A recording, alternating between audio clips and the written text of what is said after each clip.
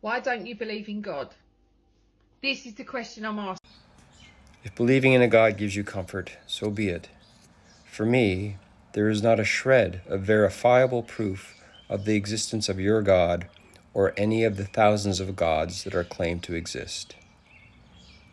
Religion is a holdover from the infancy of humanity that was used to control large groups of people and leveraged to create power. Until the millstone of religion is removed from around the neck of humanity, we will never progress as a species. Because even today, religion and the belief in God or any God is used to create division, hatred, and death. Have a nice day.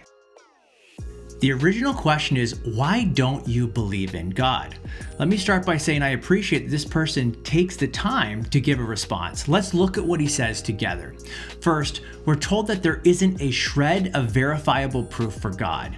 Now, this response should be a giant red flag. I get that some people aren't persuaded by the evidence for God, but to say there's no evidence, like zero, zilch, nada, is a massive overstatement. For centuries, brilliant men and women have offered arguments for God. For example, God has been argued as the best explanation of the origin of the universe and life, of objective morality and beauty, of miracle claims and personal experience, just to name a few. These aren't nothing. Second, he mentions that some people believe because belief in God brings them comfort. Okay, that's true. But so what? Does this mean that God doesn't exist? Of course not. Notice this focuses on the psychology of the believer rather than the veracity of the belief. Maybe belief in God brings comfort because there's a comforting God who exists. Third, he mentions that religion has been used to control people. Well, that can be true at times. But how does this show that religion isn't true or that God doesn't exist? Well, it doesn't. Again, notice how this focuses on the motivation of the believer rather than the truth of the belief.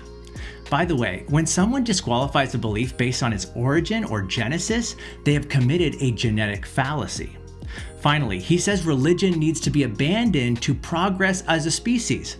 This is a little ironic since it was religion, Christianity specifically, that brought us hospitals, universities, human rights, and modern science. I call that progress.